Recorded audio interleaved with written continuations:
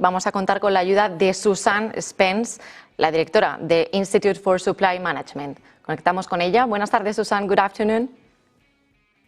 Good afternoon. Good afternoon. So nice to see you. I know it's good morning there in the United States, right? Okay. I wanted to ask you about the Purchasing Managers Index for manufacturing. We saw it rose in August and it shows some improvement. However, it is still some contraction territory, usually below that 50, meaning the sector is not yet fully healthy. But my question for you is whether this uptick is temporary or beginning of a sustained recovery. Should we interpret this as a temporary rebound, or should we interpret this as the start of the sustained recovery trend in the sector? Thanks. Great question. My feeling, and it's based on the data, of course, it is temporary. There is still such a high sentiment. 90% of our panelists are still telling us that the tariff uncertainty, the whiplash of an ever-changing tariff picture has caused their customers to not order, although new orders are up and up, 4 points, which is great, almost 4.3 points. We don't see the other demand indicators coming along. So the new orders is up, new export orders is still contracting though. Customer inventories continue to be low, which is good because at some point customers have to order. But production took a drop almost equal to the amount that new orders came up. So what we would need to see for a sustained picture here is that demand indicators moving in concert with each other. Another example, backlog, it is down and it is down quicker. It is contracting faster. This is 35 months running, but it lost another 2 points. So panelists are telling us not only do they see demand softening and continue to soften because the prices are uncertain, prices continue to go up. So what has to happen is the economic policies need to be set, the deals need to be made, whatever they're going to be, and then they need to not change. And so the increase is one big factor, of course, when raw material prices could go up in a huge amount if you have a 35-40% tariff on some goods.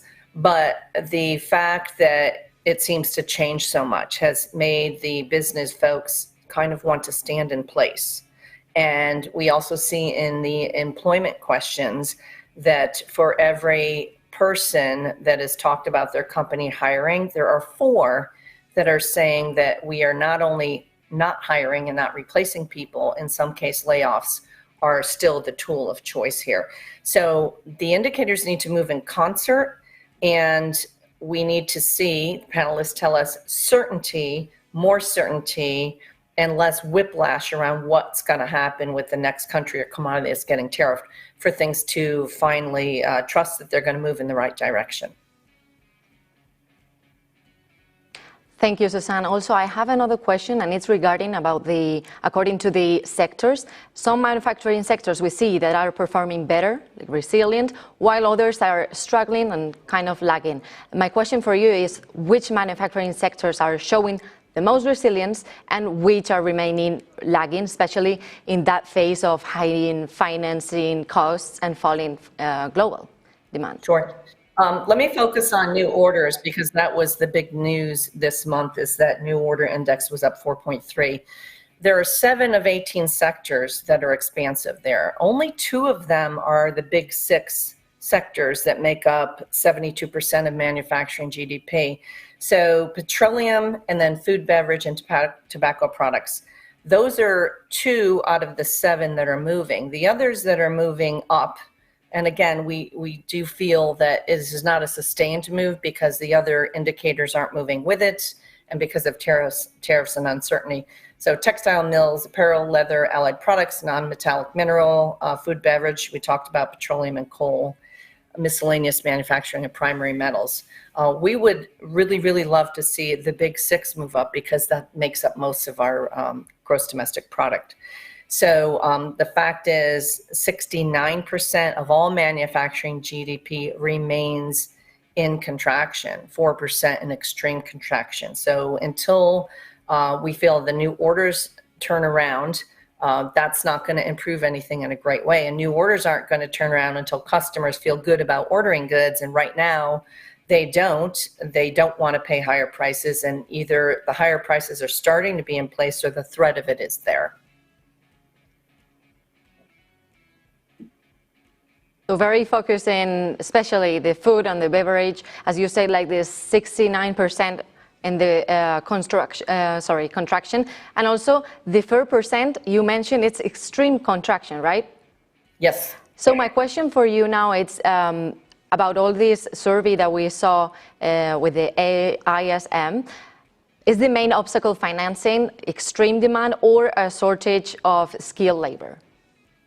It is, the number one issue is the uncertainty driven by tariff, meaning if the input costs to the product are about to swing way up, and therefore, you know, these companies are not going to be able to absorb all of it. You would hope they could absorb some of it. So that is the number one issue. Prices they're still in, you know, the high price area. We have 11 months of increasing prices, right? So with the threat of additional tariffs coming or deals that were struck or outline agreements that may not be coming, that is the number one impediment. As a result, demand is softening and dampening. Employment, for every person hiring, there were 4 people that were saying their companies were not. So everything is following that. So if the orders aren't coming and the prices are higher and people are kind of buckling down and saying, you know, I'm not going to buy that thing I would have bought because it looks like the prices are increasing, that's causing a circular reaction here and unfortunately feeding into, you know, this continuing contraction. And again, keep in mind, 69%, that is a huge number of GDP that's contracting. Thank you so much, Susane, for being today here with us at Negocios Televisión. And I was going to say, like, we have our eyes put in the Federal Reserve, those movements with the tariffs, with Trump as well. So very focused on that. In the meantime, thank you for being here. Thank you. Bye-bye.